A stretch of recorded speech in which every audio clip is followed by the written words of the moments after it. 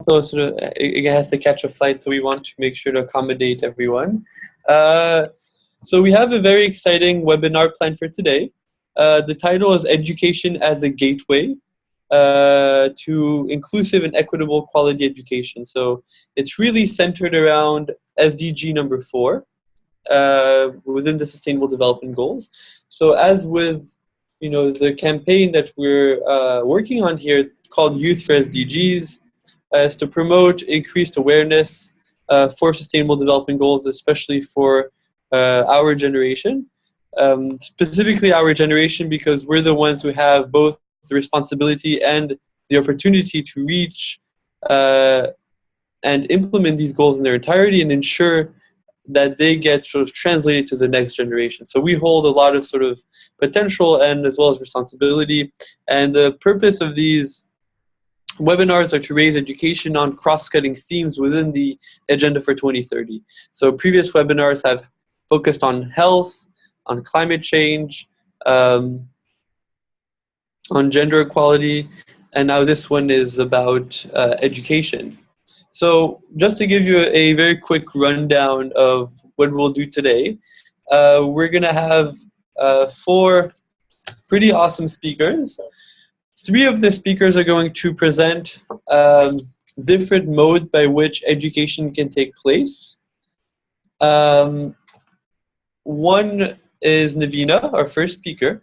She's currently Secretary General for the European Non-Governmental Sports Organization, as well as policy focal point for the Youth Gateway, which is the global youth partnership for the SDGs. Then we'll have Jamel Ben Abdallah joining from Paris. Oh, sorry, Nivina is currently in Serbia, but flying to Cyprus in half an hour. And then we have Jamel, originally from Tunisia, from Sousse. He'll be talking about the intersection of the arts and education. He started an initiative called Artist Diplomat, is to promote sort of the intersection and the promotion of UN values and the SDGs through art. He was currently at Paris Panthéon, and he was also at NYU as chair of the International Affairs Committee for He for She on the NYU campus. So we're looking forward to hear sort of his experiences. Then we'll have Wadi Saboui joining us from Boston University. He's currently an MCN fellow. He's also the program monitoring and education lead for Engineers Without Borders, which works to implement sustainable technologies in resource-limited areas. And then we'll have Irundu joining us from Green Mountain College up in Vermont. He's a campus outreach coordinator for SDS and Youth, the Sustainable Development Solutions Network, as well as on the advisory board of Pearson's, which is one of the biggest textbook education companies in the US. And he has a strong passion for education and prompted him to launch a campaign after the adoption of the SDGs to promote awareness on SDG 4 specifically. So we have sort of a wide variety of topics to discuss, and then we'll get into more of the good discussions after our speakers. In terms of education, when we think of education, we shouldn't see it as a standalone goal because it's integrated in every other goal. There's an interesting article that says 17 ways that that education will help achieve the 17 goals. So it's really to highlight the cross-cutting impact and effect and importance of education because it leads to self-empowerment and dignity of the person. It leads to giving them opportunities for succeeding both socially and economically. It helps communities and governments make better decision making, and it allows for better quality of life in general. So just with that context, and we'll get back a little bit more to the history and all that, we'll have Nivina share with us the intersection of sports and education. And feel free to use the chat throughout the talk to introduce yourselves and to ask any questions. But very much looking forward to the webinar, and thank you all for joining from all around the world. So thank you. Nivina, it's all yours. And just to let you know, this webinar is also being recorded. So we'll be sharing it with a wide network, and you can share with your networks as well, just because we know a lot of people aren't able to join. So we want to accommodate those who can join direct and live. So with that, I'll let Nivina take it over. Thank you. Thank you very much. Someone can hear me? Just to check one more time. Yes, perfect. Okay. Well, thank you very much, and thank you also the other youth from all around the world, not only from 17 spots as representing 17 goals. Well, as Donovan already said, I'm working for sports, but you know, it's not all as maybe some imagine. Like I'm not working and doing push-ups because sport is not only the practice. Sport is about gaining skills, developing talents and skills, and then passing on this knowledge that we have learned. When we are saying about sports, we are saying that we need to make a link between sport practice and what we are learning through the sports environment. Sports are generally strengthening education in meeting the emerging questions of nowadays. For example, we are very much aware that sports can bring back young people to schools to practice in interactive way the learning and doing things. Further on, sports can bring youth to the highest level, to the next level, finding and joining new technologies or culture in offering these new solutions in learning. Then, because when we are saying how the youth are going to interact and join the decision makers in doing things concretely, then we can say that sport is supporting this idea by offering more participation for the young people, more area for participation. And nowadays, which is a lot important is when we're speaking about the education, we can't lose the idea about the dropouts. So sport has its power, if we can say, to reduce the dropouts at any level. And then if we are also look what emerging crises are bringing, sports through the education and the skills that it's developing is offering equal opportunities for those less fortunate to follow the formal education, for example. So in the case of the refugees, through the sports, young refugees can easily integrate in the societies. And also those who are not in education or employment, they can meet, and refugees and any other socially less disposed groups could then have, if not formal education, they can have the skills gained through sports, and then still can maybe look for jobs, find the jobs, can be integrated in the societies. Throughout the global scope, we have a lot of projects that are actually emphasizing it.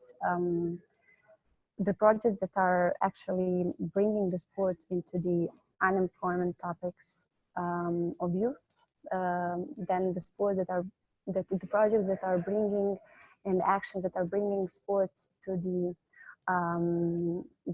problems of harassment at any level, and social inclusion at any level. And when speaking about this, it's also important to mention that why there is this attractivity of sports is because sport is a game. And we are sometimes forgetting when we are speaking about the education or afterwards in dissemination of what have been learned, that it is important to be represented in an interesting manner, to gain and engage the pupils through the innovative ways and amusing ways of learning. Though sport can be a motor, can be a key to get attention of young people, to get attention to actually very serious and important topics around days. And then sport can't do it alone. And that's why when we have all these goals around in the Global Agenda 2030, we are saying that we can identify sport as a manner of implementing the goals throughout all of them. So sport is encouraging this cross-sectoral cooperation, and nowadays cross-17 goals cooperation. By 2030, sports can motivate the youngsters to advocate for active implementation of the goals through the non-formal education that it's introducing. It can develop a general orientation for the structures regarding sustainable development, and using then sports environment as a platform for securing well-being for all at all ages.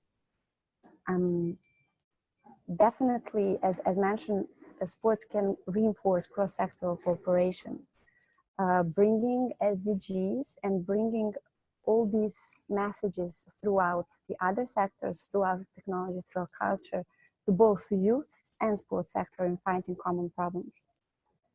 And the backgrounds that I'm coming from on national, local, European, and global levels, they are recognizing the Sustainable Development Agenda, the Global Agenda now as a historical opportunity to secure that sport and physical activity are integrated as meaningful and cost-effective tools to achieve all these 17 aims through the non-formal education and through dissemination that can be easily found around the playground. And then when we are speaking about back then on the cross-sectoral cooperation, it's very interesting to mention that if you are connected nowadays to social networks, you can't miss the two vibrating topics nowadays. One is hashtag I love YOG, which is acronym for Youth Olympic Games, and then hashtag Youth for SDGs. We see that the emerging institutions in both sectors, in sports and education and development and on the international level, are using campaigns with the aim to engage youth and young audiences. We are counting down toward achievement of these 17 goals, but definitely it's only possible through the active participation of today's generation of 1.8 billion strong young people, and definitely with these tools that we have as sports and culture and technologies, we can be a step closer. Yeah, and that's shortly some intro from my side regarding the sports. There are a lot of concrete examples of very diverse topics that are tackling the sport as a tool, and I'm ready to reply to you if you have some concrete questions as well. Donovan? Thank you so much, Nivina. First of all, for joining us from the airport right before your flight. That's very nice of you. And also for providing us a quite rich context of, the tool that we can use as sport and the benefits it can have in terms of engaging youth. I particularly enjoyed what you said about how it can promote more community-generated citizenship. It can make youth feel, part of, the implementation of these sustainable development plans. And not only that, but it can engage the vulnerable parts of society, the refugees, the low-income youth populations, which I think is very nice. I mean, I was very happy to hear about that. maybe does anyone have questions for Navina before she boards her plane? Yeah, I still have time, so it's still fine to reply.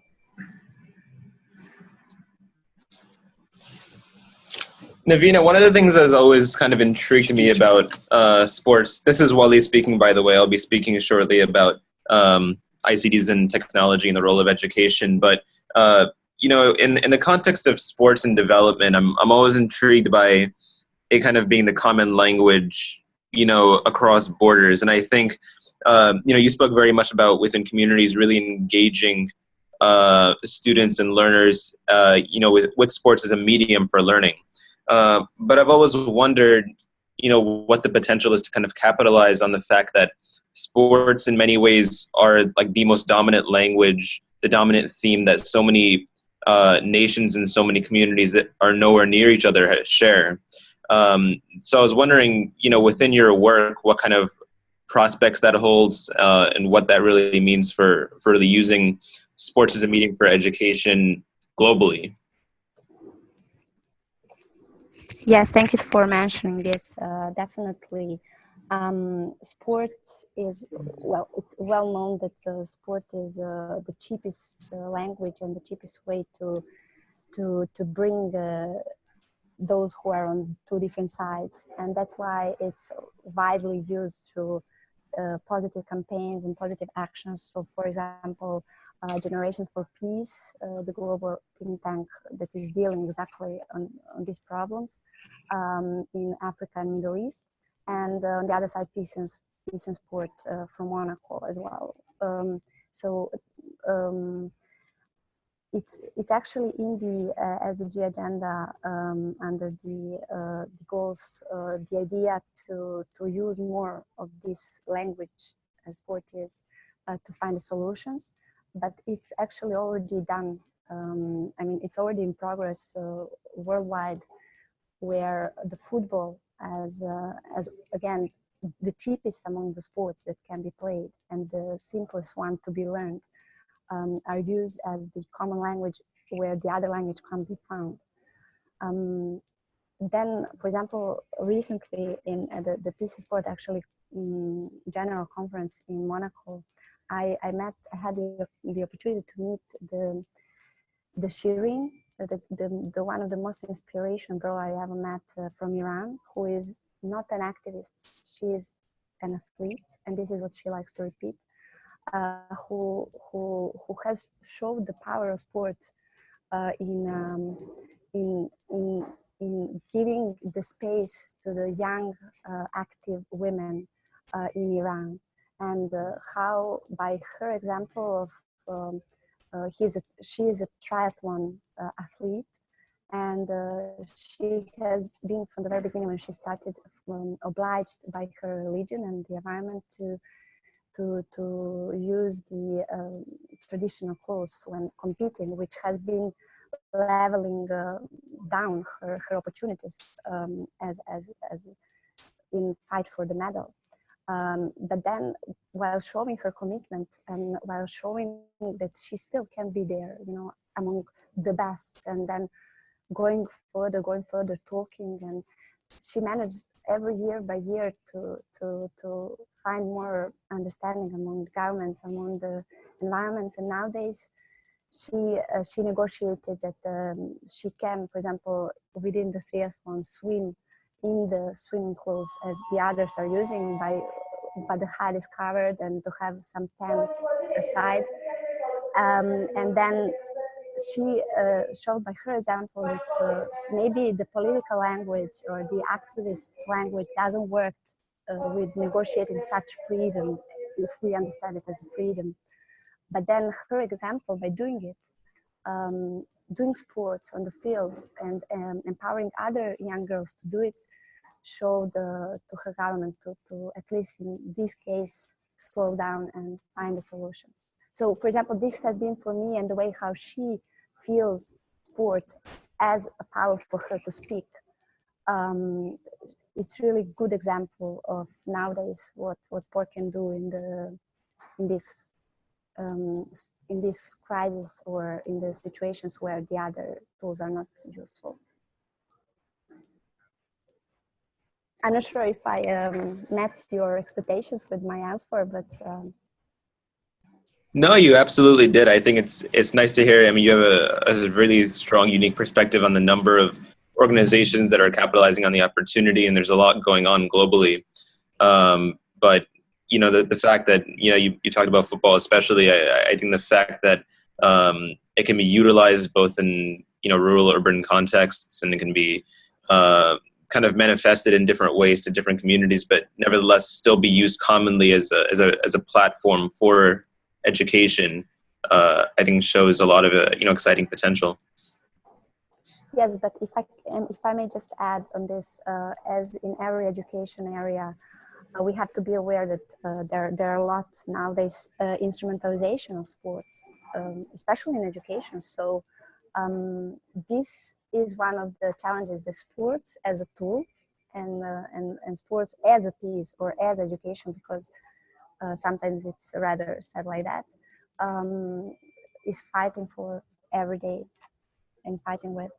And also on the other side, when we are speaking about education, participation, and then dissemination of these sports, manifestos, for example, role of big events like Olympics, games, or like UN assemblies or etc., different big events, are examples where young people can learn, can participate.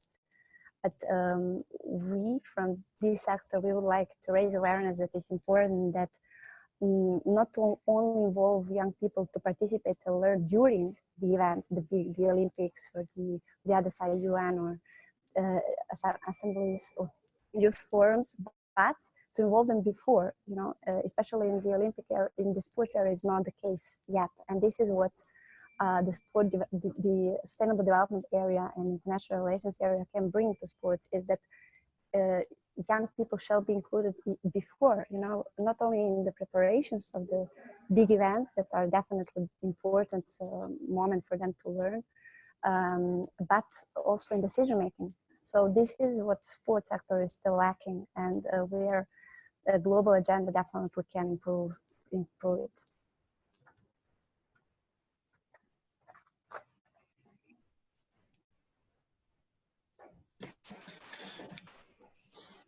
Thank you, Nivina. I don't know if you have time for one or two more questions. I still have, yeah. Okay, so maybe does anyone else have a question for Nivina? Yes, I do. Hi, Nivina. My name is Erindu. Have you thought about reaching out to the private sector, like Adidas, getting them involved in your campaign? Yes, that's definitely currently the organization I'm part of, which is the biggest umbrella organization in Europe, with all the Olympic committees and sport federations as members. We are not that much active with private sector, and this is our priority for the next 4-year period. But thank you for mentioning that, because there are actually already quite involved business sector representatives, as Nike, for example, who has very active campaigns and foundations, even who are identifying different sport actions around the world that are meeting the challenges of the environment. And if you check out the Nike Foundation, you can find all these very, mind-moving campaigns identified and mapped by them. And definitely, for example, for mapping successful actions and policies, this source of Nike, for example, can be very useful. On the other side, you have hackathons, like sport hackathon, that will be organized in September, if we are all lucky, in Brussels, that are going to bring on one side the young people skilled with IT skills, marketing skills, project management skills, and on the other side, the business sector and all the stakeholders, also institutions and education institutions. And we are going to try to, by the creativity and innovation of the youth, create different projects that are tackling two most emerging topics, let's say nowadays, at least for the Europe, which is unemployment of the youth, and the second, the physical inactivity. And then the most successful project ideas created in one day by the youth teams are going to be directly connected with the companies and the business sector who are going to support them and to fund them. So we are really hoping that we are going to gain as much as possible the companies that are interested to support through sport, defining the solution for the youth. And then just to mention also, there is the video created also by Nike and I think Adidas, etc. foundations, which is called "If I Have 5 Years More." And this is the video that I really suggest everyone to watch, which is reminding us a lot about physical inactivity and what we can do if the next generation is not living 5 years less, as the now case studies are showing, because of the inactivity. And thank you, Arondo, very much for the question. Very nice, thank you. Anyone else have a question or follow up?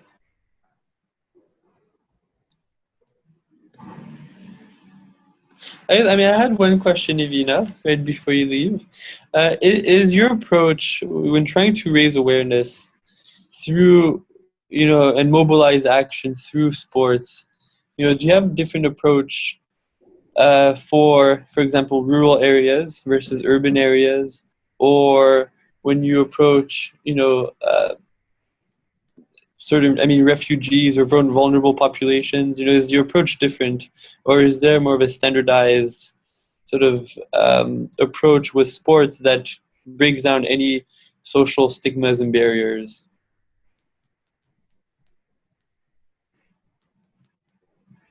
Yes, there are when we're speaking about sports, it's already, different approach than the other approaches usually used when you are approaching, for example, the young people in the rural areas.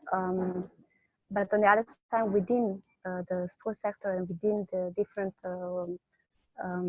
methods that we are using, you also have diverse approaches with young people with disabilities, with, as I mentioned, needs, who are not in education, employment, and training, never ever been. On the other side, with also the groups that have had some abuse in the past, and the facilitators from sport are very much aware of it and trained to specifically and as easy as possible integrate and involve those different groups. And I would like to mention specific also situation that Play and Train from Spain are doing in cooperation with the United Nations Sport and Development Office, UNSDP. They're creating these camps around the world, so in Africa and Asia, in the United States, where they are involving in the same environment through sports, young people with disabilities, with those without disabilities, young people with who had a lot of skills and the opportunities, with those without skills and opportunities so far. And they have this kind of workshop very nicely developed, where showing this power of sport, that even if you have different type of the groups that you work for, you can work jointly through sports.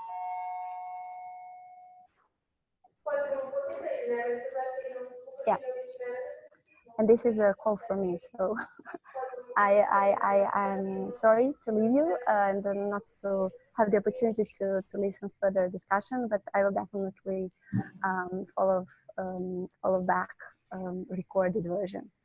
Perfect. Thank you so much, Nivina, for joining and sharing your insights.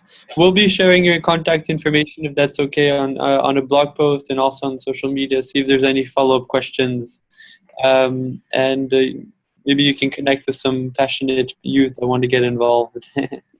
Yeah, if I just can say, there is a hashtag inspired by the Youth for SDGs, actually, hashtag created within the sports, which is hashtag SDGs Youth Sport, So you can find over there also different actions across the world that we are doing. And on the other side, you can engage with me or with the other youth from sports through it. And I want to say that we are looking for partners and for different stakeholders and institutions who are joining.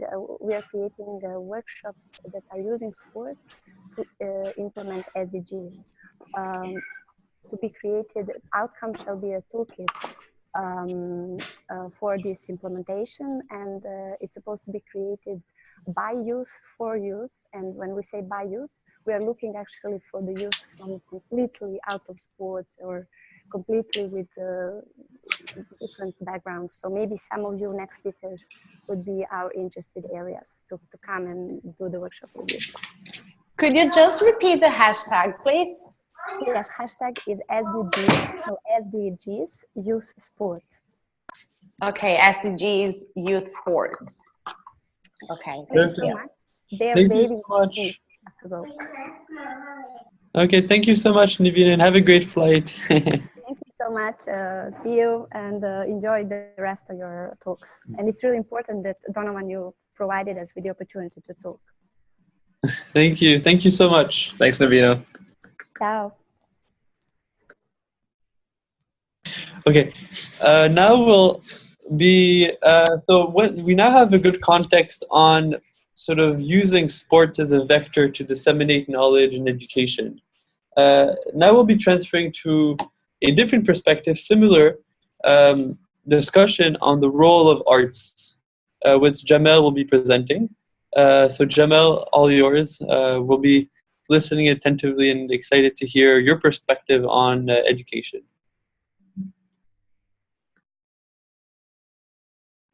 Oh, Jamel, I don't know if we can hear you.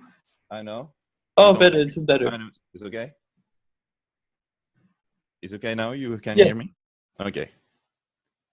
Perfect. So I'm so happy to speak to you today. So I will a lot of things like around me in my life, in my academic life, and my engagement as a student for the UN networks for youth and young people inspired me. So the art as a tool to promote this SDGs through educational perspectives. So I'm working about that and that in also in the perspective of my project, the Artist Diplomat project. It's a kind of connection between art and diplomacy and how we can promote the UN values and the SDGs through art. So I will begin with the quote of Irina Bokova. She said, at a time when the international community is discussing future development goals beyond 2015, all efforts are focused on putting culture at the heart of the goal development agenda. So for me, the art is like the biggest part in our cultural fields, and it contributes to the Sustainable Development Goals as a facilitator of dialogue.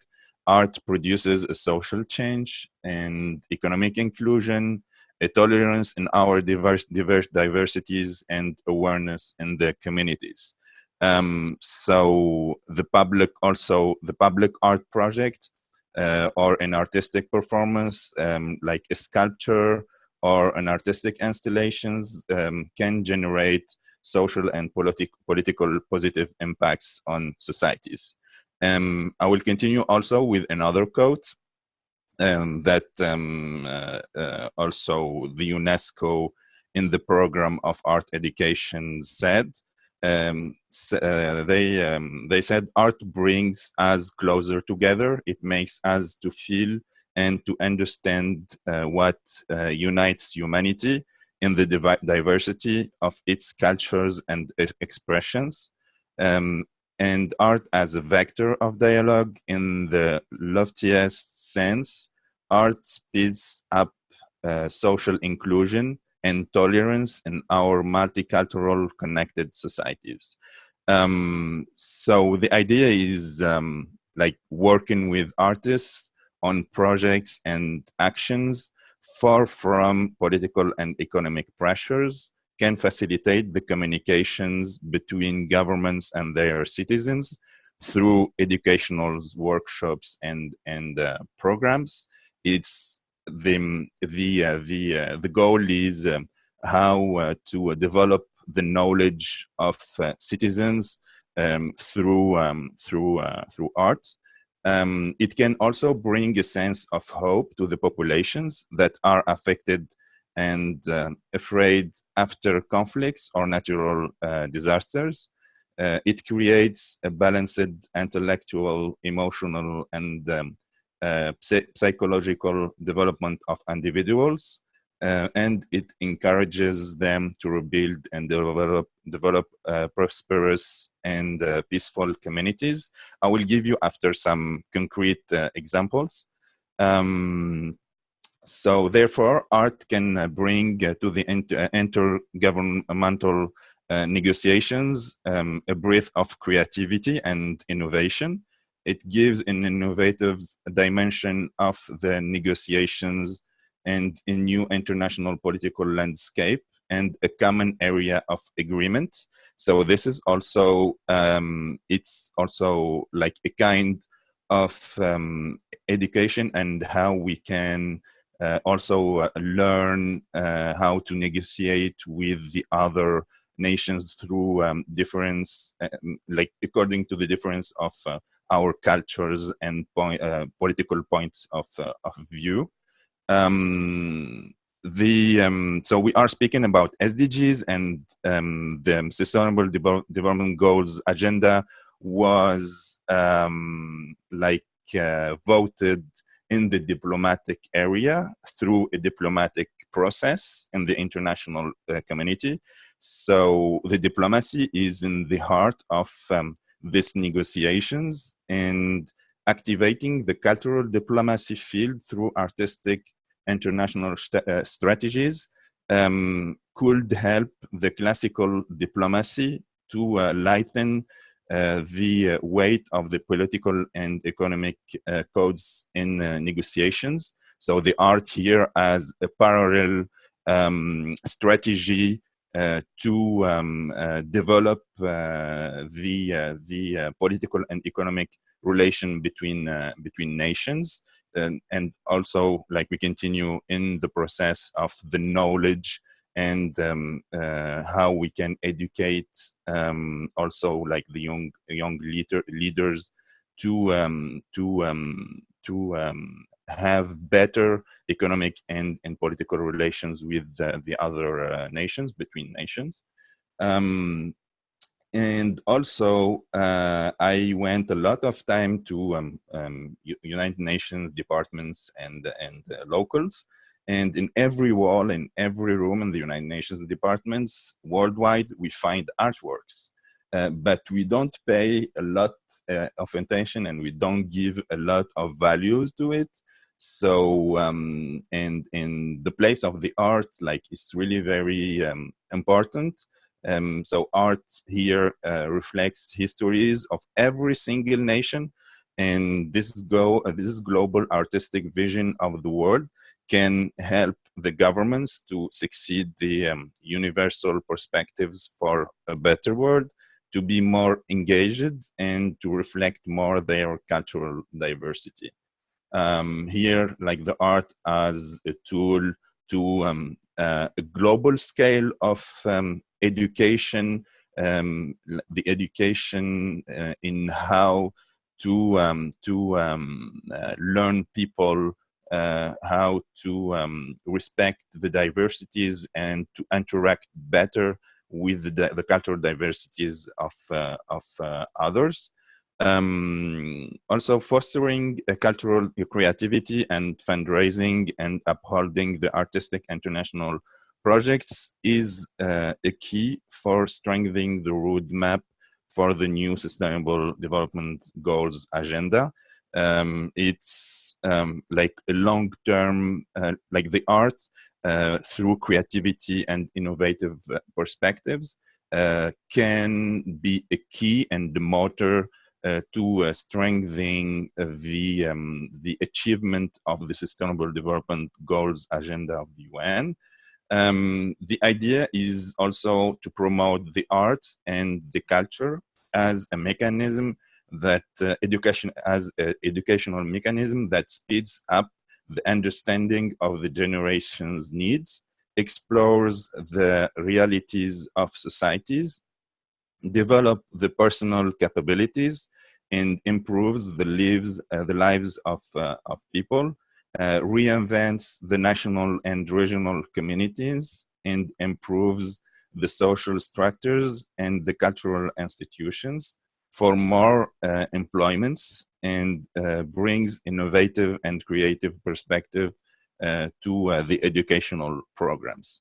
The educational programs, like in a scale of policies, and also in scale like in the classrooms, like international, national, local, and more local in the scale, in the little scale of the classrooms.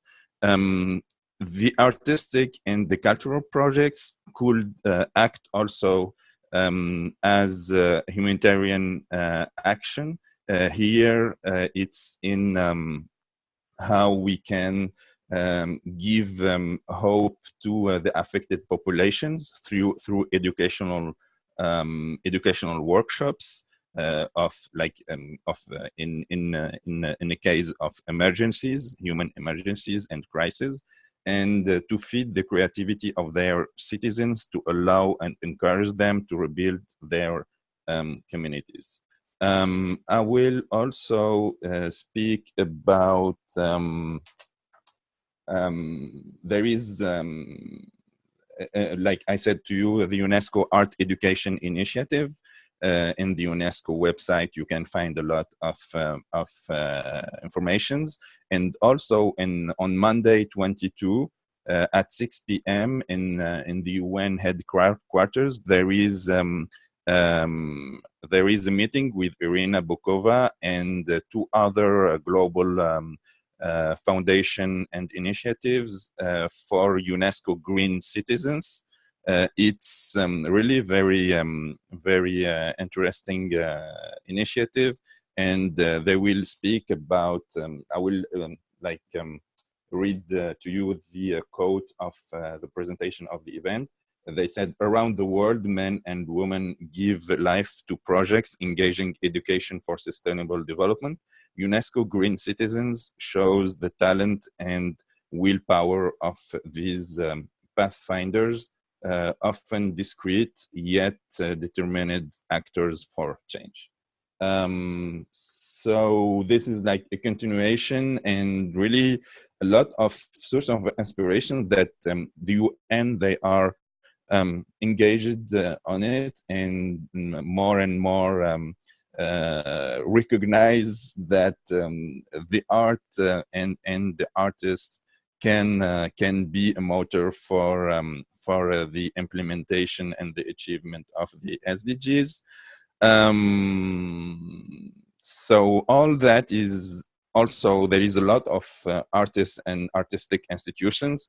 They are working to promote the sustainable development, like a global point of view, through educational and cultural perspectives. The educational perspectives is through workshops to children, to young people, to affected populations all over the world by human crisis, and also cultural perspectives. The cultural perspectives is through a kind of facilitation of dialogue between cultures and generations to achieve the sustainable development, let's say not goals, but sustainable development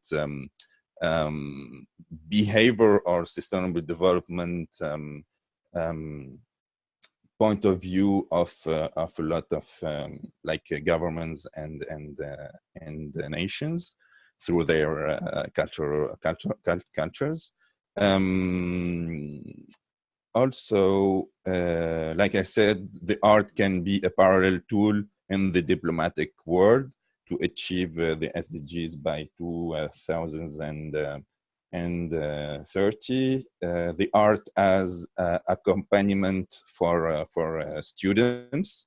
I did work an internship in the French high school in New York with in the cultural center, and I noticed that the art and working with artists, like there is a lot of residencies in the Lycée Français of New York, that working with artists to, for example, promote and let students know more about the notion of global citizenship and what is citizenship, and all of that. It was through like theater, through creating artworks, and all it was about, like, in relation with the notion of also sustainable development, but in an international scale, like how to connect students, like between their four walls of their four classes with the world.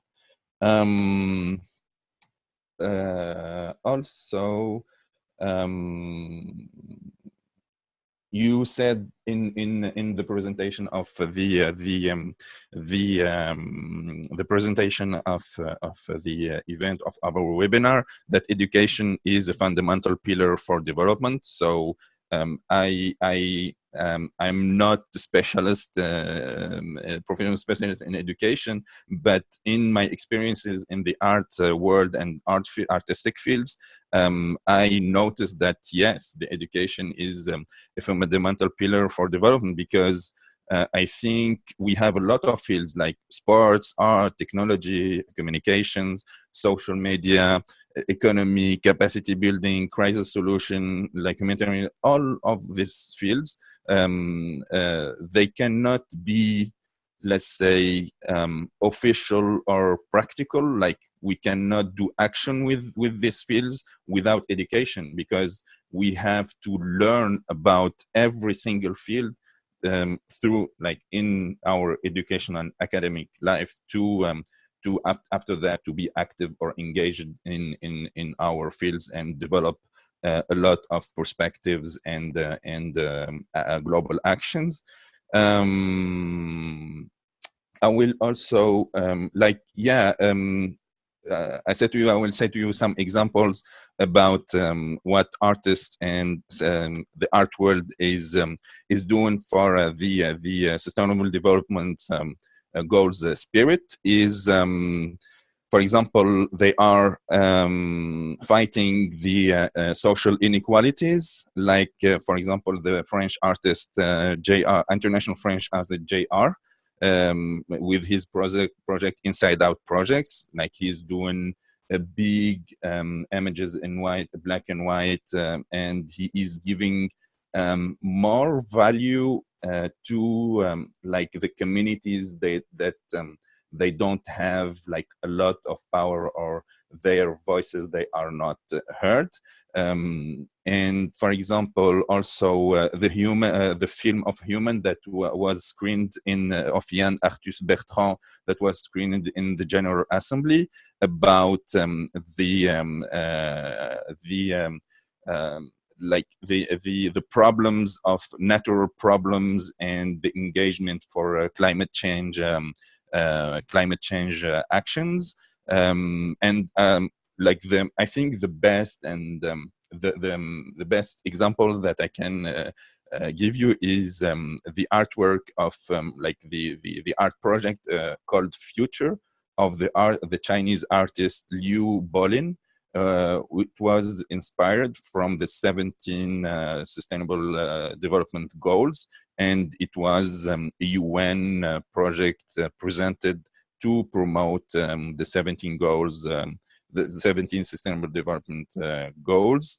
Yeah, so I did also some some internships and workshops with the French mission to the UN the last year when I was in exchange between Paris One, Sorbonne University, and New York University in the art department, with the International Organization for the French-speaking cultures, French heritage, and also in the general quarters of the UN. Also, I was volunteering with the UN MGCY with you, Donovan, in the group of transformation through innovation, and I had the opportunity to speak in the WPAY 20. The special event organized by the president of the General Assembly in the UN, and we were speaking about the youth policies to according to the SDGs, and I spoke about the art and the importance of the art to encourage and to give more values to them. Place of the youth in the implementation and achievement of the SDGs. Also, I was a student engaged in the UN networks. I was co-responsible of UNESCO Club in La Sorbonne University. I was the head of human rights antenna in the La Sorbonne University. And like the last year in NYU, I was the director of international affairs in Hiforshi. So also I was like, I didn't knew that, or I didn't, I don't know, think that one day I will be engaged to promote and fight for human rights or gender equality, because or the rights of women, the equality between men and women in the professional area. So all these experiences showed me and encouraged me as an artist student to be engaged in the UN, like to promote the UN global values and the SDGs actions and promotion all over the world. So thank you for listening. Wow, Jamel, this is great information. Thank you so much. Thanks so much for the quite eloquent delivery of first of all, just understanding the importance and the inherent interconnections between culture and development. Yeah. With development, both socially, economically, is interspersed with the culture of a society, because as communities develop, so do societies dynamically and culturally change. Yeah. And art is sort of the representation of that culture within the societies. So I was quite impressed with your presentation, highlighting sort of the binding of the multicultural community. I mean, you mentioned it as also a catalyst to motivate implementation of the SDGs, and also respect of cultures and values, and that it's not really a trade-off between implementing the SDGs and losing local culture, but rather integrating them into one piece and utilizing the culture to implement the SDGs. And you also talked about behaviors, lifestyles, influence through art. So it's quite very nice to hear from your insights and from your personal experiences, as you've described.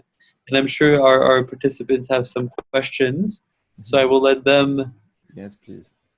open the floor for questions for Jamel. So we'll take a few questions before heading into the ICTs and technology. I actually have a question. Yes. So we're talking about the importance and the relevance of arts in education, and there's something that we see today that's like, especially in developed countries, that are diverging from the artistic role in the classrooms, and like the emphasis isn't on the arts, is more on the math and language, and we see less and less art in the classrooms. So is there and like I understand that there are many organizations, nonprofit organizations that are focused on the art, but is there like your perspective or like a way that like to bring government, like those responsible for educational policies, to like understand the role of bringing students and cultures together through the arts? Because for example, in the United States, there are like classrooms, there are children from many different cultures, many different countries, and promoting a community, a sense of community among them through the arts. They're actually taking that out from them, you know. So that's just like perspective, kind of like in contrast to everything that you just said. It's like, it's great and I totally agree with you, but that doesn't seem to be the direction we're going in the classrooms. Yeah, I agree. Thank you so much for your thought and for your question. And your question is really in the heart of the aim of the Artist Diplomats projects, is how to make official policies and also an official like profile of the art and artists in the UN or in the international organizations development projects agendas. So like my experience in the United States, let me give me the opportunity to understand that art can be a tool in the educational landscape. And like this is my goal. My goal is to make more official artistic policies and strategies in the for example development project agenda, or in the education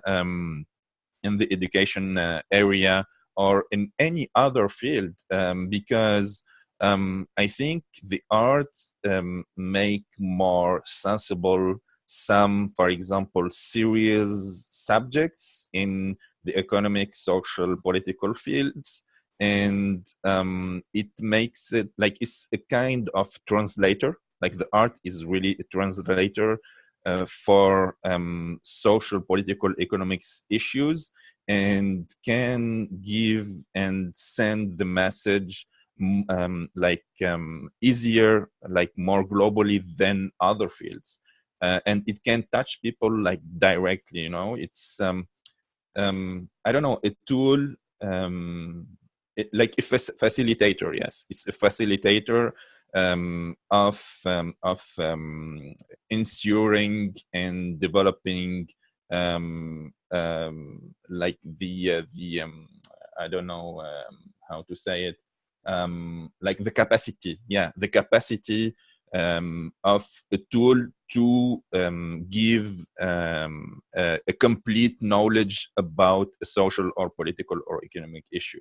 But yes, so my dream, and I will like work on it like for like all my life, is like to make official the place of the art in the strategies and the policies, like in an international scale in the development agenda, and all over, like all the majority of the fields that I can touch. But thank you so much. Like your question is like, I think about your question like every day. Thank you so much. Jamel, I had a question about, I've taken, I guess, particular interest in recent months, recent years too. You're probably familiar with the Rhode Island School of Design's kind of push for the STEM to STEAM transition. And it intrigues me from, the standpoint of an engineering student, where I, think very heavily about the emphasis in the last century and, over the last decade of STEM learning, and, the implications economically and in terms of competence-based learning, how much emphasis was put on STEM for well over a decade, and even longer, really. But of course, there's a huge push for the STEAM initiative because of the implications of art on the economy for the next century, potentially. So I wanted to hear, from your perspective, I guess, your thoughts on the transition, how you see the integration kind of manifesting itself of arts into these other fields, and what you really see arts, or how you see them playing a role in the future of the global economy as well. Yeah. Good question. And there is like a big group of research in Paris 1 La Sorbonne University and in the national group of research in France. And it's the only one. And I have really the chance to be a student member in this group research. It's about art, economy, society, art and care, and art diplomacy and innovation. So the art is in the heart of the global economy now, and we are doing research and inviting a lot of people, professionals from the economic world. And now there is another definition to the artist, like the artist as the artist entrepreneur. So this kind of the art world and entrepreneurship, and the question of the global economy, it's like growing in parallel with the vision, the vision of art and artists according to economy, because I think they are complementary fields, like art and economy. So there is no art without economy, because we need money and everything. But also there is the question of the technology. I was also in engineer in agriculture, and I was now, for example, in my artistic projects, I do some performances and installations with food products in that we use, the principal food products that we use in the humanitarian actions. And this kind of combination, art and economy, is very important.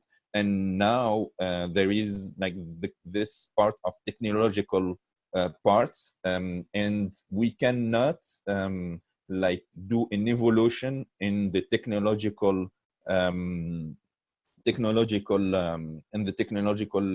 vision without art, because without art we cannot be creative and innovative. Like every engineer have this kind of artistic part in his engineer persona, and without this kind of artistic part, he cannot be innovative and creative. So the relation between economy and art is very, very close, and we are working on it. And in my project, I'm working on the part of the industrial part of the food products around the world. So and the art also, now, the majority of the companies are there is for example, in France, in all, for example, the design projects and everything, there is 1% of artistic part in every single project, like national and local. And this perspective is because they thought that we have to have an artistic brief in the economic field.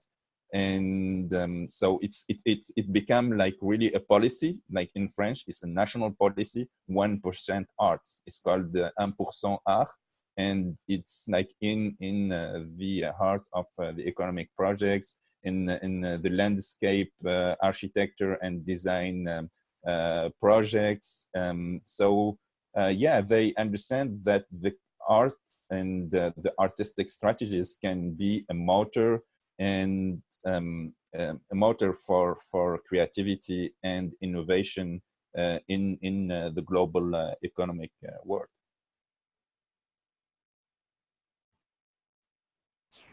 Thank you, Jamal. I think it's interesting because usually when I think of art, I think of it as, in terms of, visually, or how it's showcased, being a subject of something we should celebrate, which is, true in its own right. But I think the artistic spirit is another thing that which you really emphasized, which, plays a huge role in these other disciplines. And I think, not just in terms of how we showcase art, but how we think in an artistic manner. I think there's a huge connection between that and a lot of these other disciplines that we try to link art to. So thank you for that. Yeah, thank you. Thank you so much. Very nice. Merci, Jamel. Thank you, merci. Thank you so much. Any other questions for Jamel? Yes. If please. not, we just heard about sort of the interface between the technology and the arts, and our next speaker, Wally, will touch upon now, using ICTs, information communication technologies, as also a vector for knowledge dissemination. But if there's any questions beforehand, we can take one more.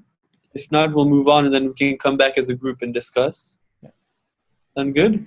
Yeah, good. Merci. Okay, so now we'll have Wally. So we've heard about the sports, the arts, and now we'll hear about another huge sort of development over the past few decades, which is information communication technologies, helping sort of gain access to information and how that has impacted sort of the educational landscape. So Wally is at Boston University, and he'll be presenting on this topic and then sort of helping mediate discussion.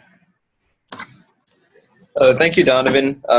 So again, my name is Wally. It is, I'm deeply pleasured to be here and to speak on this topic. Having the pleasure of, joining these other guests who are speaking on their own platforms and how they integrate with education. I'm very excited to talk about the perspective of technology and the platform that it offers. So in doing so, I think it's interesting to look at the targets of SDG 4 and see, how each of these platforms that have been described, when we talk about the arts, we've talked about sports as these media. In the same way, I think technology works, in a similar fashion, that they all directly tackle many of these targets under Goal 4. So I think it really speaks to the efficacy of each of these individual platforms, that they directly address equitable access to education, that they address cultural celebration, that they address affordable technical vocational skill building. So I think altogether we can kind of celebrate the ability of each of these platforms to achieve a lot of these targets that are listed under SDG 4. So from the perspective of ICTs, information communication technologies, I think there's technology in general plays such a prominent role in how we view globalization, and it's really kind of breaking down a lot of the borders that we see on so many levels, whether it be economic or in terms of healthcare, in terms of education. So in talking about this today, I think you can really admire how much technology has pervaded through the world and really made a lot of barriers that were previously existed less prominent, and made education more accessible for the global community. So I think starting off with ICTs, I think at one point in time it was viewed that they were kind of exclusive to the use of computers, which holds true to a certain extent, that computers are a big part of what ICTs encompass, but they're far from everything. I think ICTs should be appreciated for far more than just the use of computers. I think in terms of today's audience, we look very much at the digital generation. The idea that we are catering very much to and kind of working with a different audience than we may have been decades ago. And so in doing so, we kind of need to see how we can develop our curricula, how we can develop our educational approach to really best suit the audience that we're kind of catering towards. So today, I guess as kind of a preface, I'm going to address 4 large themes and then kind of go into them one by one. The first is, in terms of education as a medium, kind of talking about the different ways that we enhance our learning environments, learning motivation and achievement. The second will be accessibility, in terms of how we've made education more reachable to the larger audience. The third is in terms of the idea of big data and open data and the implications that has. And the last is directly relating to one of the SDG 4 targets, which is the idea of lifelong learning in an information society. So first off, we'll talk about the idea of the learning environment. And this is beautiful because I think it relates very much to communities where resources for education are very much available, as well as where they are less so, but slowly kind of gaining access to them. In terms of educational software, we can talk about how technology facilitates education from a perspective of tutorial delivery, in terms of productivity, in terms of communication tools. Really, it achieves a whole lot in terms of the idea of enhancing the learning environment. And what that really does is, in the teaching and the learning sort of interface for students, they feel very engaged because they have access to a lot of these resources that allow them to think and to learn more interactively. And so, we'll talk later on about the idea of practical knowledge in terms of competence-based learning, and this ability to learn not just through traditional content delivery straight for 45 minutes or 50 minutes in a classroom, but the idea that you can do it more interactively, and you can do it using software, using tutorial interfaces, using information retrieval systems. There's a lot at hand that kind of transforms the learning environment from a point where we just had a traditional classroom with a teacher and a body of students and just straight lecturing formats. So this ability that we see with education to kind of transform that interface is huge, pretty much globally. I can even speak domestically in terms of my role. I've kind of played a role in STEM learning and how we can kind of optimize the use of technology in classrooms here in universities.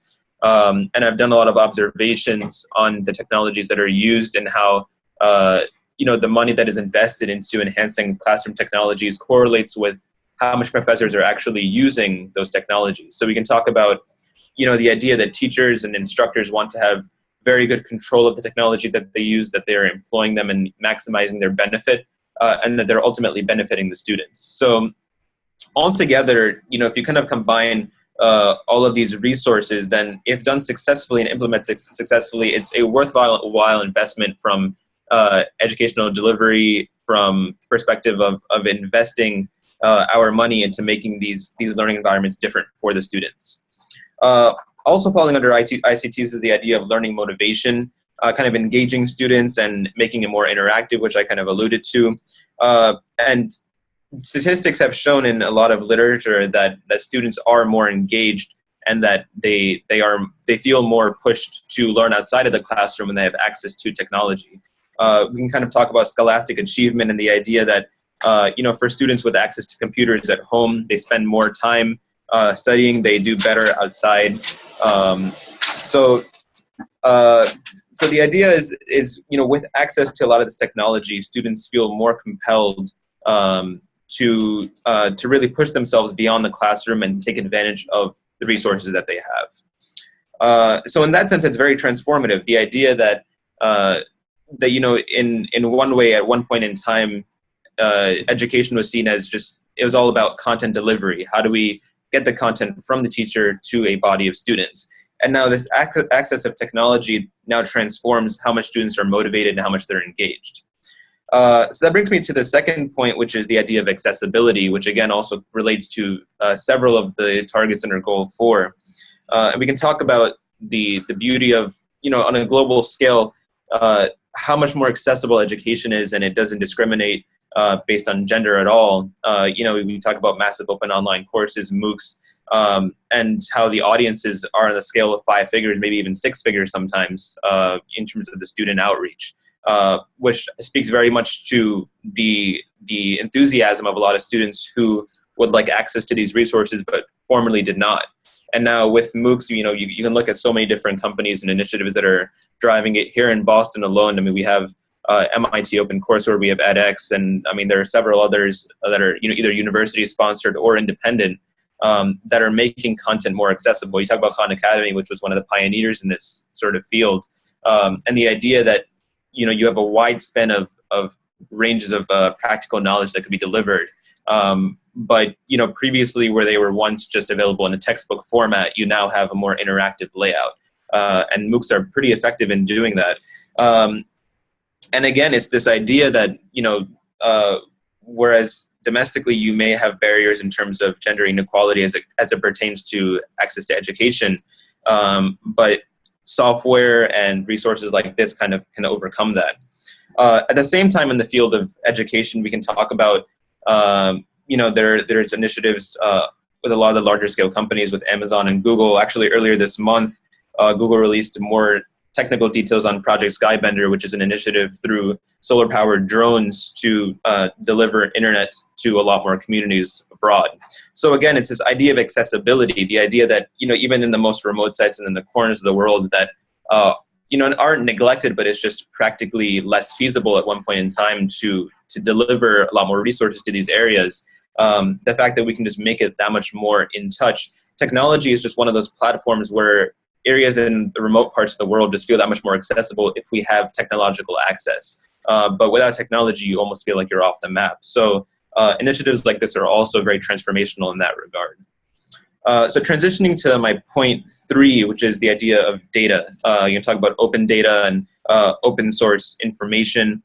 The idea, again, it kind of traces back to point number 2, the idea of wide-scale accessibility.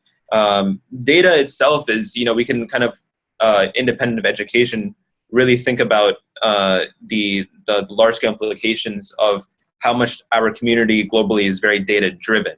We're very much about metrics, about analytics, and that is not exclusive to our higher-scale academic environment. It's really on a political level, on a community-wide level.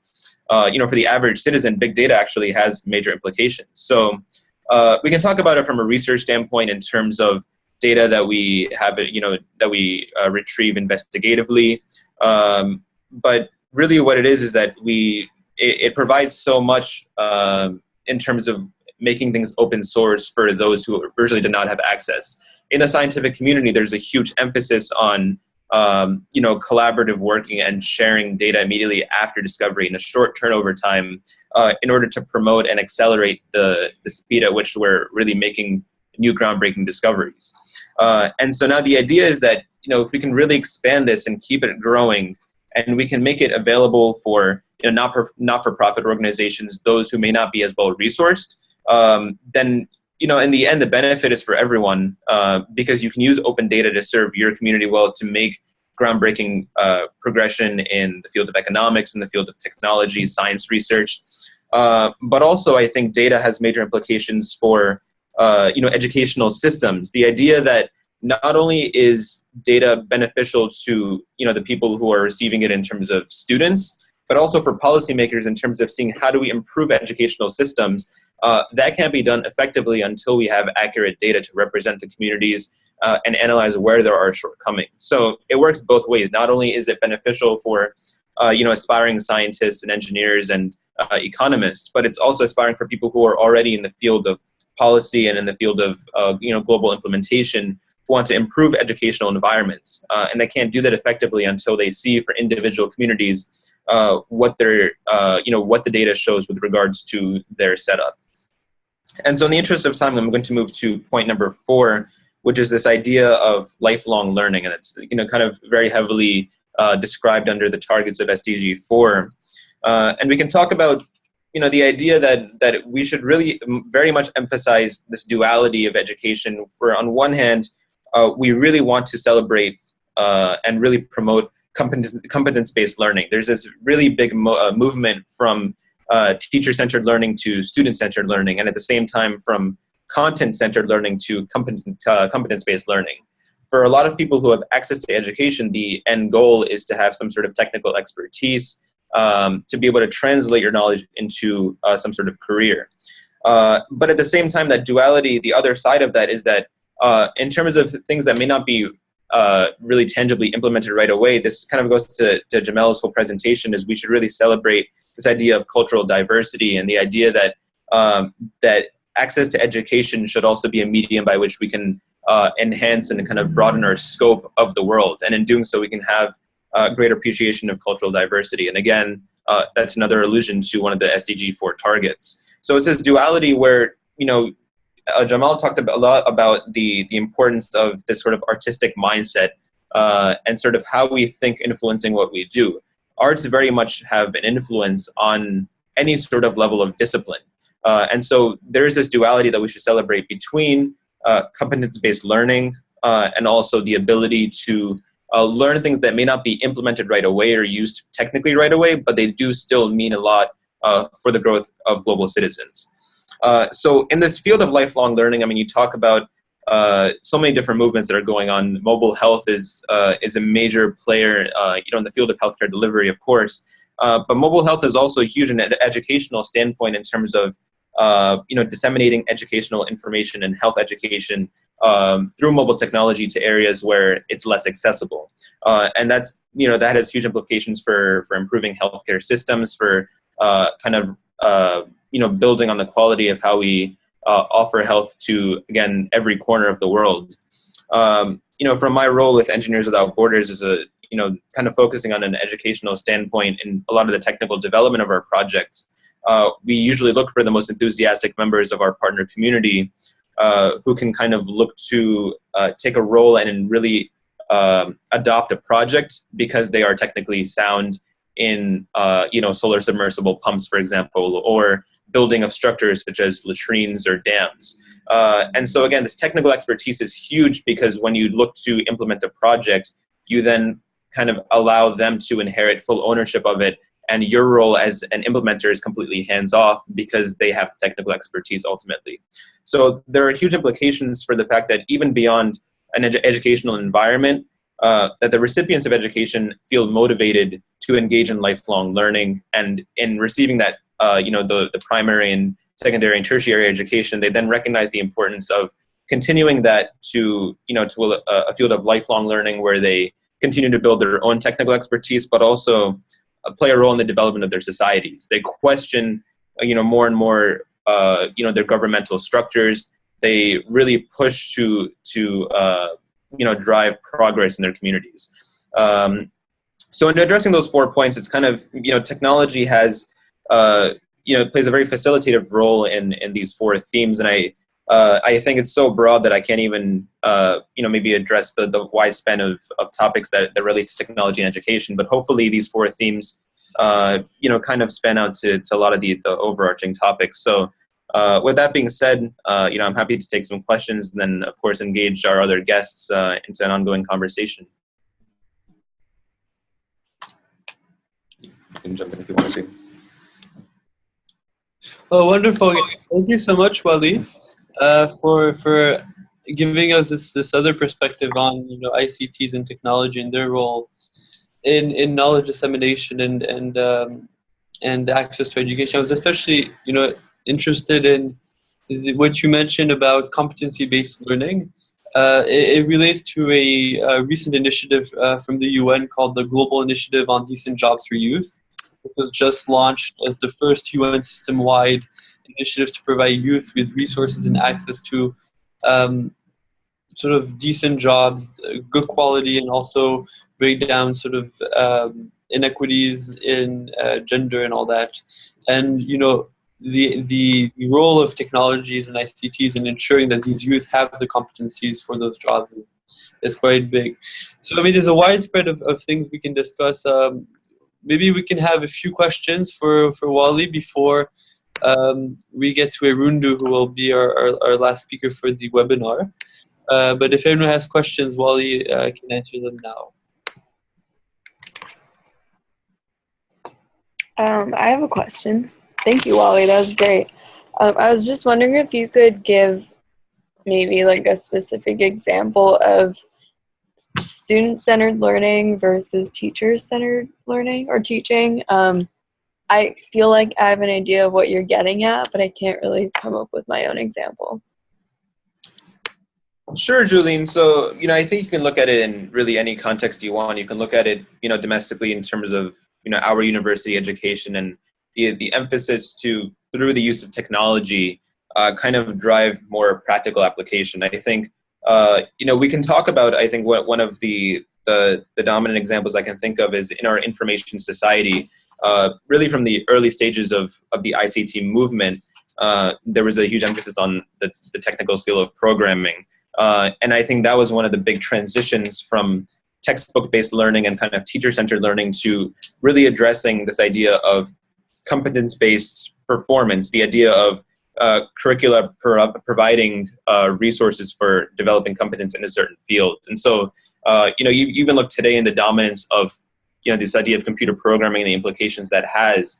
Not only do ICTs facilitate education, but they tell us the importance of having technical skills with software. You know, a lot of employment opportunities really emphasize expertise in a certain range of software, you know, depending on what your job really calls for. So it's that idea that from a teacher-centered approach is very content heavy, but it's not necessarily focused on competence-based learning as much as it might be through an environment where technology is emphasized, and then technology can be used to really drive development of technical skill sets. So it's that kind of transition from a one-way sort of monologue environment to a much more dialogical interaction in which students are then more interactive, they're more engaged, and they're pushed to build their skill sets more so than they might be just by listening to a one-way delivery of content. Thank you. Sure. I'm happy to address, I guess, maybe one more question, then we can kind of we can transition on to Rundu's bit.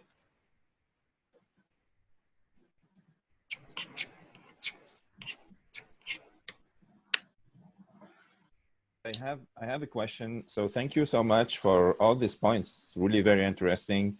So you spoke about data and how we can take role in our communities to drive progress.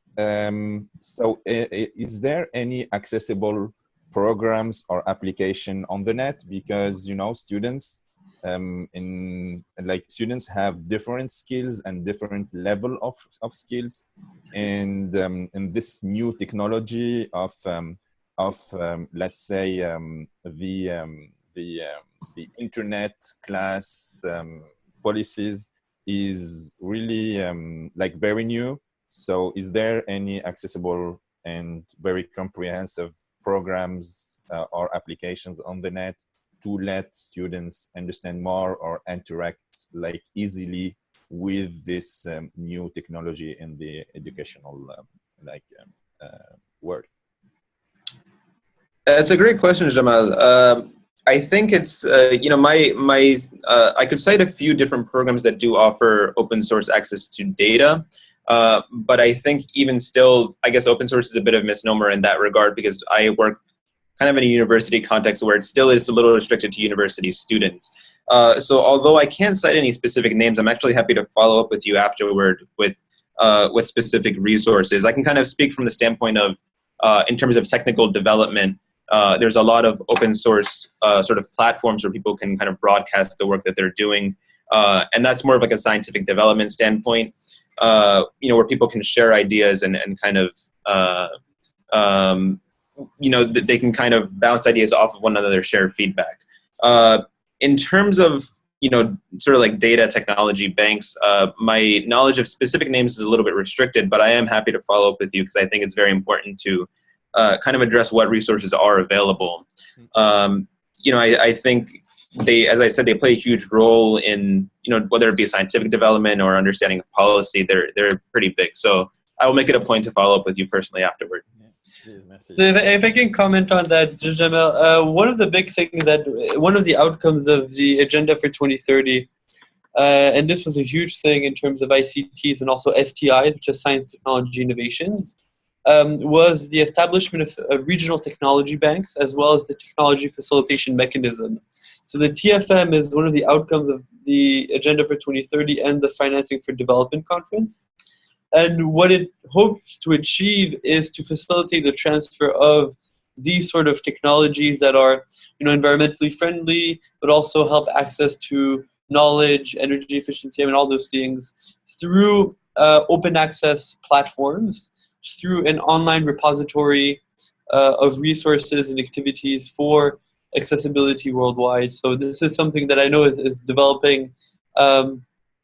I don't have many details either, but I know it's something that was in the agenda to supplement sort of the importance of operationalizing the implementation of the goals through technology and ICTs and STIs.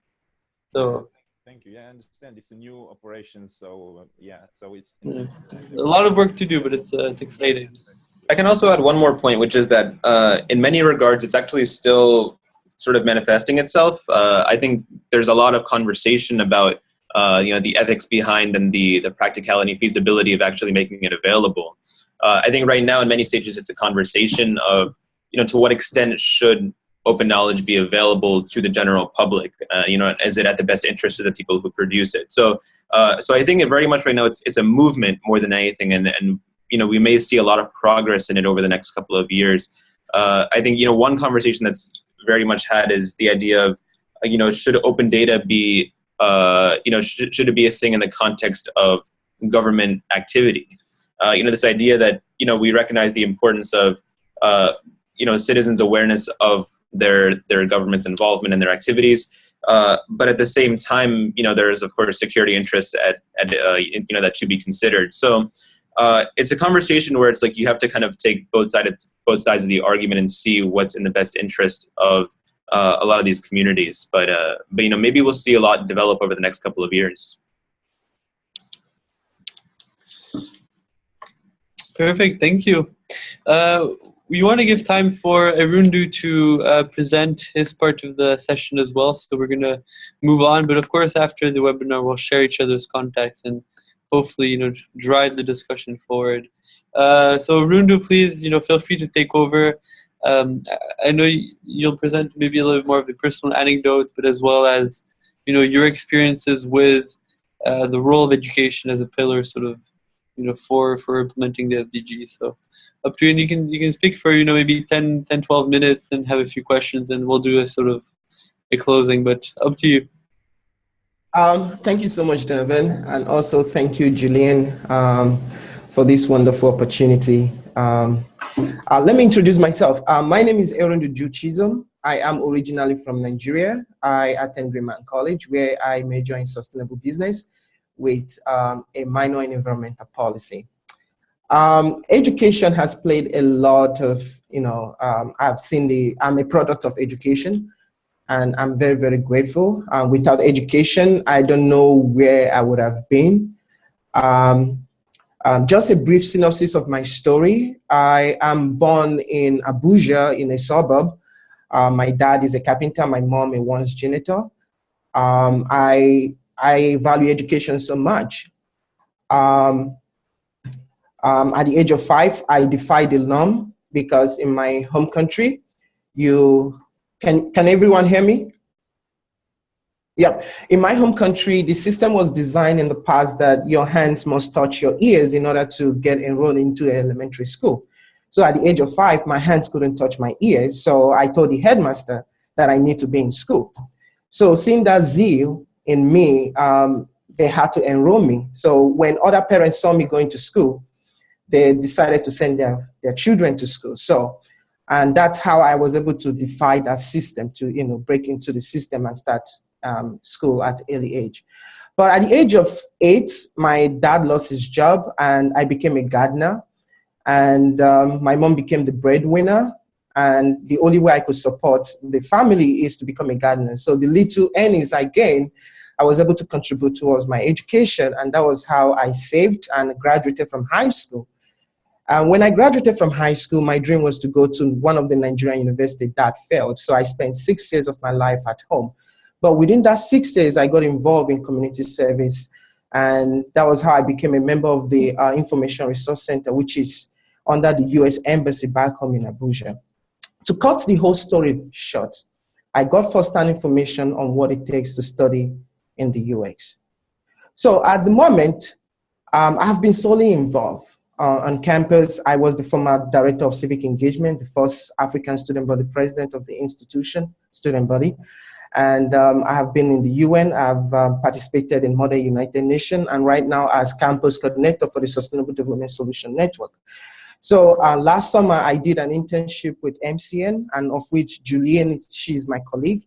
After the program, I decided to start something I call SDGs for All, because growing up in this environment, seeing how the environment is, one could say you are either defined by your family background or you are defined by your environment.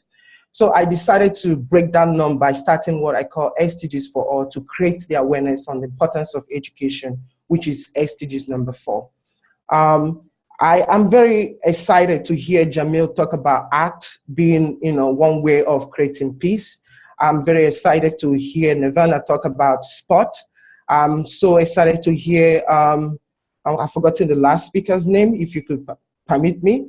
He talked about technology.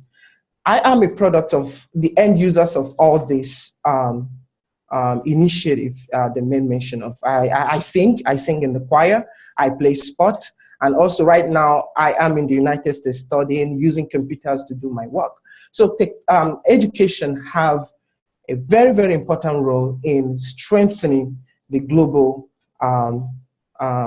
economy, not just the economy, but also peace. There's 4 points I would love to stress out. The application of education. I'm currently working on a research. My research paper is to, study the correlation between climate change and the Boko Haram conflict in the northern part of Nigeria, because I am from Nigeria. So my paper will be presented at a conference in New York. The title of the conference is the New York State Political Science Association Conference this 2016. So I'll be presenting my first paper at that conference. There's a lot of things that is tied with climate change and the Boko Haram insurgents. The northern part of Nigeria, as we all know, as some of us know, not everyone know, is predominantly known for agriculture. So as the climate and weather shift, not everyone have that education to understand these patterns. So when people don't understand the patterns in climate change or the weather change, they become vulnerable, they lose their livelihood, which is agriculture. So one way education can help is help educate people about agricultural resiliency, provide that too. Another way education can help is, unleash peace and, peace ambassadors, either in art, either in sport. I could remember last year, for the very first time, the United Nations adopted a resolution 2250. This is to get young people involved in the peace process. That's something to commend the UN Youth Envoy, for his tireless work, getting young people involved in that process. One way education can help strengthen young people from all over the world is increase human capital development. We talk about competency, either in science and tech. I remember Davos 2050, that is the World Economic Forum. I vividly remember one of the speakers saying, in the next 2-3 decades, technology will be of increase. Technology will increase. So how do we get these people that lacks the access to have access to technology? Because as the world is changing, moving digital, there's going to be this huge gap, whether in the Middle East, where there's a lot of projection of the lost boys and girls, either in Africa, where a lot of us are trying to catch up, either in South Asia, where, things needs to, walk in the right direction to get to, in a standardized world like United States or United Kingdom. So it helps increase human capital development. And also everything, education, the SDG number 4, that's what my platform is all about. That is SDGs for all, is to integrate other SDGs, the 16 goals. If you don't have the knowledge about how the ocean is changing, how the weather is changing, how to, live sustainably, because SDG number 1, it's about eradicating poverty, or, SDG number 2, which is about hunger, zero hunger. We need to, start thinking about ways to, reduce global hunger, poverty. So it is integrated in other SDGs, and that's what my platform is all about. And I would say, as a result of the passion I have for education, I recently got accepted into the London School of Economics, where I'll be, doing more research in development studies, doing research on identifying the root cause, because my research will focus on Africa, because I'm from Africa. My continent, the continent of Africa, needs development, sustainable development. So my research will focus on how to identify the root cause of our problem and be able to apply the right solution in tackling those problems. And that's where education, SDG number 4, is very, very important. Thank you, Rundu, for your your powerful and inspirational piece. Very nice to hear your perspective. Both as a current student, but also as also with the vision going forward that you have, Thank and you. also with your regional experience. Coming from Nigeria. So it is a nice insight into the discussion. Thank you. Anyone have questions for Erundu? I do. Irundo, hi, good to Hi. see you. Good to see you too. I wanted to hear a little bit, if you have time, on about your experience working with Pearson. Just because I'm in the United States and I see a lot of the bad side of Pearson, all the testings, all the kind of like one of the corporations, really, that's corporation, because it is a corporation that seeks a lot of profits out of education. So many times it doesn't really have the best interest of the students and the teachers. So I just wanted to see what is your perspective like in working with them? What are the focuses or the emphasis are on in contrast to like the arts, for example, that we were just talking about previously, because with all the testing, I think it takes away a lot of that. So I just wanted to kind of get your insight from someone who's working with them. Just if you could. Thank you so much, Barbara, for asking that question. I forgot to mention that I serve Pearson as Student Advisory Board. What we do is we advise Pearson executive on how to use their products to promote global education, which is SDGs number 4. So far, my experience with Pearson has been awesome. I've had so many opportunities and my eyes have really opened. Well, there is no perfect organization out there, whether Goldman Sachs, whether JP Morgan, whether even non-profit organizations. There's always this ups and downside of an organization. Well, Pearson, the perception I had is when I first got accepted to work for Pearson is, I'll have the opportunity to add my voice because I value education. I really want to see young people have access to education. I really want to see technology, revolutionize the way we learn. And that's what Pearson is doing. Whether they are making profit out of it, that's that's something I can't answer. But what we do as Student Advisory Board member is we sit whenever Pearson intends to launch a product, we criticize the product and say, you have to make changes in this area. You have to do this. Remember your end users. These are people you have not even come face to face with. We are the first contact. So we give them feedback. They take those feedback and implement those feedback. And I think Pearson is moving in that direction since they started this, they started the Student Advisory Board members. Thank you. It's just because things that we were talking about, like lifelong learning, arts, and with and that's like I said, it's the side I get from. I know someone who used to work at Pearson at the ebooks sector of the company, and it's not just they're profiting. Yes, of course, every organization is for-profit organization. It's just I wanted to see a perspective because I wanted to see what really seems to be the focus on the educational the policy level. What they're taking from you and what they're implementing. Yeah, I forgot to mention, Pearson have launched a campaign called Project Literacy. So once you Google it, what Project Literacy does is to engage young people from all over the world, get their perspective about education, promote SDG number 4. In fact, if you don't know, Pearson is one of the Fortune 500 companies that stood up and say, hey, we need to get the invisible children out of the street. We need to get them in the classroom. There's this huge petition signed and turned into the UN General Assembly last year.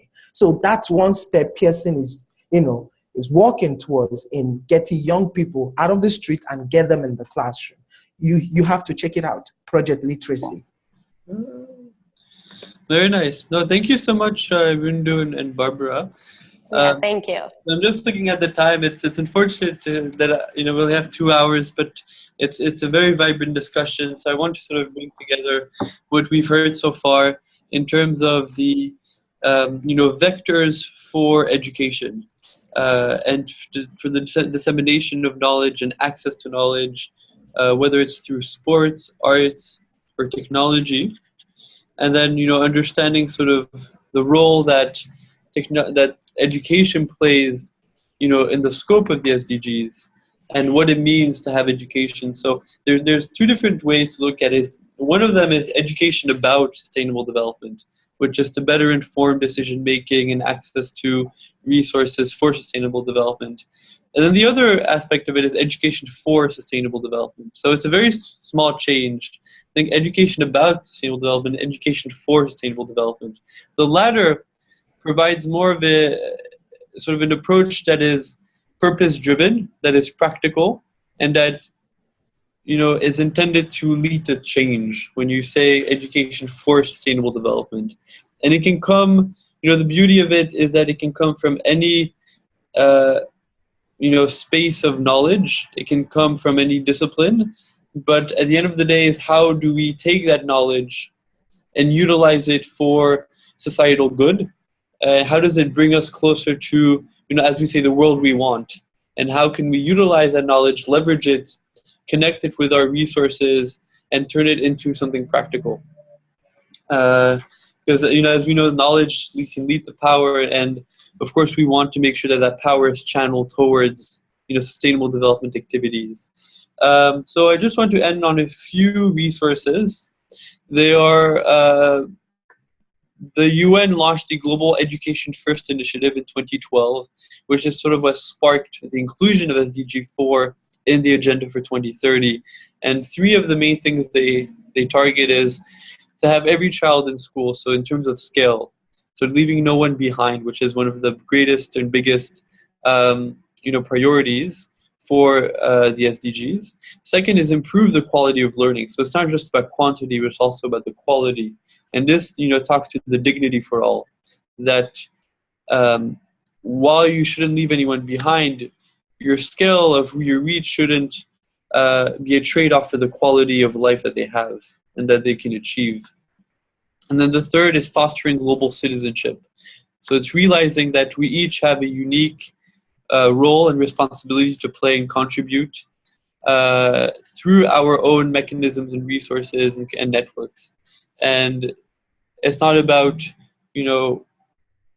always trying to understand what we're not doing, but really just pushing forward what we can do. And then the last part is,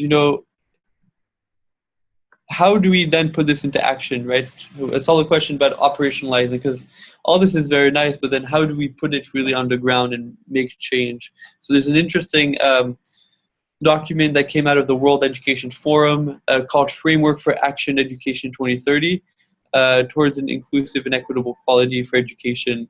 And they sort of highlight, how can we now bring down this global understanding of SDG 4 into a more practical implementation at the local level and really see the impact and the fruits of what it can do. So if there's any last few comments, please feel free to share. After the forum, Julene will be sending a little survey just to hear your feedback. And then we'll be sending also an email connecting each other and to see how we can really drive this discussion forward, how we can start cross-pollinating between our interests and passions, and really move towards the tide of development and see how we can be part of that. But I'll let the floor open for a few minutes to see if there's any closing comments from any of our participants.